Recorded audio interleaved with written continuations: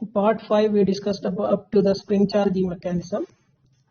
Okay, after that let us see the other parts. This G is the signaling device. G shows the spring is in charged condition or in discharge condition. Then H is service release. Okay, the breaker closing will be only possible if the service release acting. Then I, the closing push button. So I is the closing push button. O is the opening I. This is the opening push button.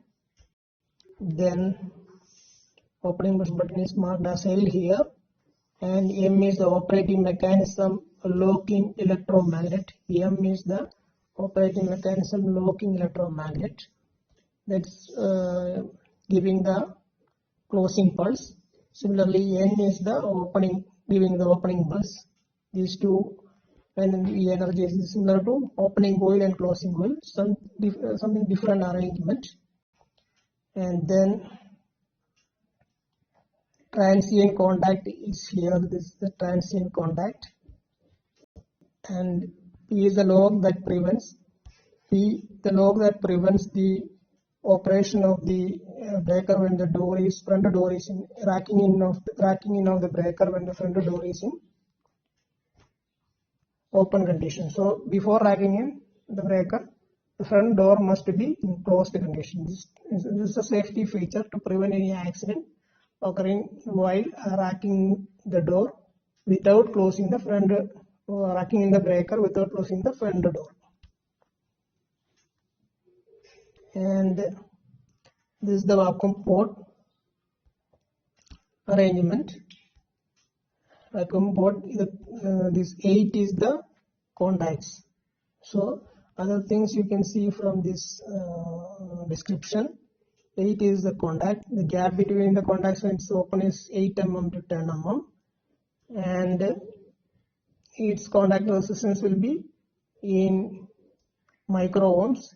It must be less than 100 micro ohm. If it is higher than 100 micro ohm, that means the contact is sluggish. So the important check while during the maintenance is of vacuum port is its IR value using a measure.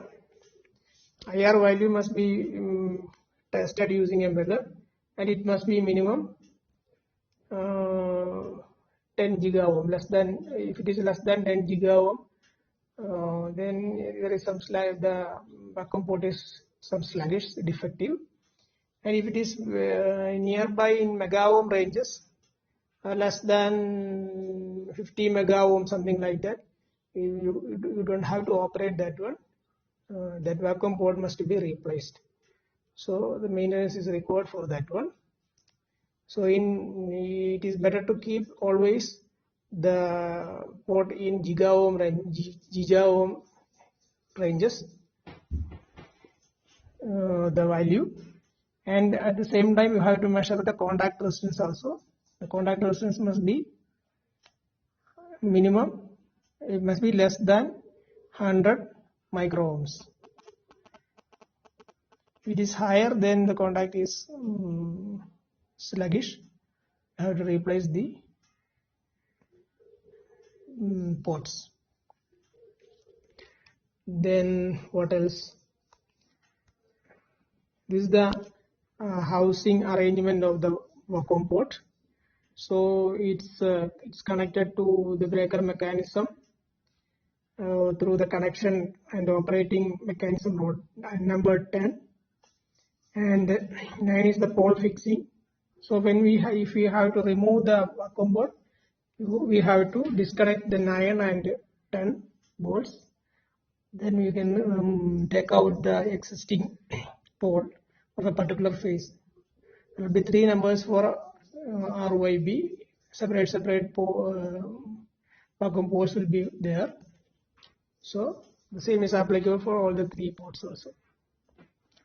This is the arrangement.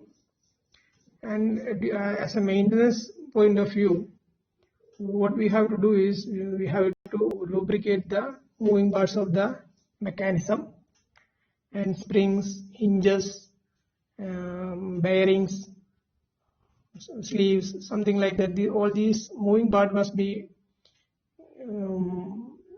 lubricated, and it is better to use lubricating oil. Don't use grease, because grease may create dusting and all this.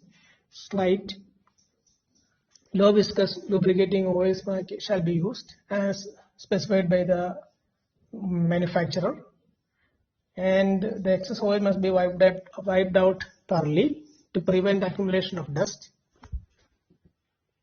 And you have to check the continuity of the control wiring. Control wiring leads coming to this portion, so the continuity must be tested using a multimeter or a continuity tester. And other things is the functioning of the closing and opening oil, that also can be tested, and the interlocks and the functioning of the limit switches, everything can be tested during maintenance. And the vacuum port must be cleaned thoroughly, that covers must be, so it prevents the surface discharge during operation. It must be cleaned and measured or IR tested. In case if you found the IR value less, then you have to conduct the hypo test and impulse voltage withstand test. And if it is fails, and delta test also you can conduct only this device. And if it fails these testing requirements, then the port must be replaced with new one.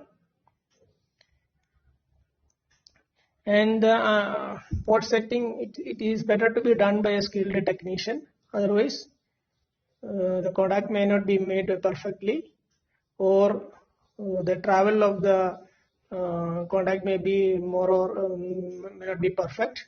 So using a proper gauge, the opening distance and closing conditions must be verified. That's essential. Thank you for watching this video. I will come up with new videos, and I have made this video as 6 parts. It's better to see all the 6 parts, part 1, part 2, part 3, part 5, part 6, so you will be able to understand about the breaker completely. Thank you once again. I'm signing out.